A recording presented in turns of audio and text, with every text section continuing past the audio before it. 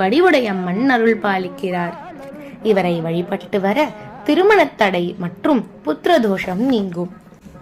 சக்தி முக்கோணம் என்று அழைக்கப்படும் இச்சா சக்தி, கிரியா சக்தி, ஞான சக்தியில், அதாவது திருவுடை, வடிவுடை மற்றும் கொடி இடை அம்மனில் இவர் ஞான சக்தியாக விளங்குகிறார். இங்கு அருள் பாலிக்கும் ஸ்ரீ வடிவுடையம்மனின் மேல் ராமலிங்க அடிகளார் வடிவுடை பாமாலை பாடியுள்ளார். சங்கீத மும்மூர்த்திகளில் ஒருவரான தியாகராஜர் வடிவுடையம்மனின் மேல் கீர்த்தனை பாடியுள்ளார். 63 நாயன்மார்களில் கலிய நாயன்மாரை பரமேஸ்வரன் ஆட்கொண்ட ஸ்தலம் இது. திருஞான சம்பந்தர், திருநாவுக்கரசர் மற்றும் சுந்தரமூர்த்தி நாயன்மார்களால் தேவாரம் பாடல் பெற்ற ஸ்தலமாகும். சுந்தரமூர்த்தி நாயனார் சங்கலி நாச்சியாரை இத்தலத்தில் திருமணம் செய்து கொண்டார். ராமலிங்க அடிகளார்